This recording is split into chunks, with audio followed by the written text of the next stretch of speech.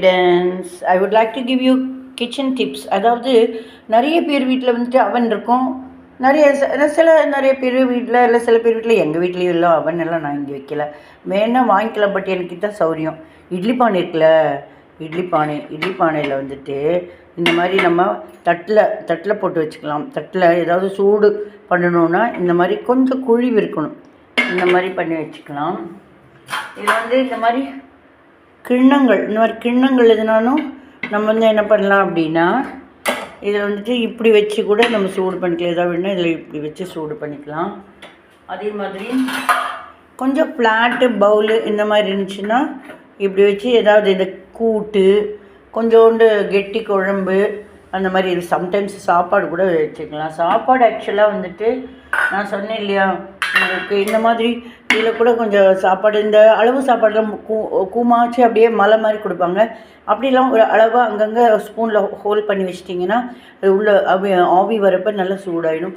ஒரு இவ்வளோனா ஒரு அளவுக்கு நிறையா பாதி சாப்பாடுக்கு மேலே ஆகும். 2 தடவை இப்படி பண்ணி எடுத்துட்டோம்னா ஒரு பாத்திரத்தில் போட்டால் அந்த டைமுக்கு நல்லா சுட இருக்கும்.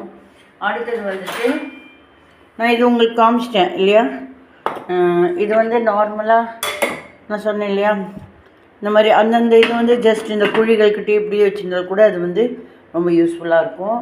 அடுத்தது வந்துட்டு ஆனால் எது இதில் வைக்க வேண்டாம் அப்படின்னு நான் சொல்கிறேன்னா, சில பேர் குக்கர் இது இந்த இட்லி பானையோட மூடி தான் இருக்கே, இது வச்சு மூட முடியுமே அப்படின்னு கூட நினைக்கலாம். வேண்டாம், இதெல்லாம் இருந்தால் உங்களுக்கு சரியாக வேகாது, அதாவது சூடாகாது. அதே மாதிரி இந்த மாதிரி நம்ம இந்த கூட்டு இல்லைன்னா கெட்டியாக இருக்கிற அந்த குழம்பு விட கூட்டு மாதிரி இந்த மாதிரி பொரியல் என்ன சூடு பண்ணணும்னா கூட இந்த மாதிரி இதில் வச்சுக்கலாம். சாப்பாடு வச்சுக்கலாம். ரொம்ப தண்ணியாக இருக்கிறதுல வேண்டாம். கொஞ்சமாக இருக்குது அப்படின்னா குழம்புனா இது பண்ணிக்கலாம். ரசம் அளவாக இருந்தால் வேணால் போட்டுக்கலாம். ஆனால் இல்லைன்னா ரொம்பனா அப்படியே இப்படி போயிடும்.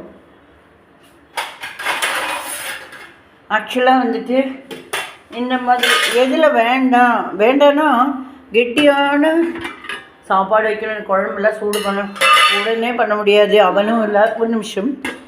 ஆக்சுவலாக இது வந்து பிளேட்டு, இந்த பிளேட்டில் வந்து ஆக்சுவலாக இந்த மாதிரி கொஞ்சோண்டு இதில் ரசம்லாம் விட முடியாது, அப்படியே வழிஞ்சிடும், வேஸ்ட் ஆகிடும். இதில் வந்து கெட்டியான பொருட்களை வச்சுக்கலாம் இல்லையா. இந்த மாதிரி ட்ரை பண்ணுங்கள்.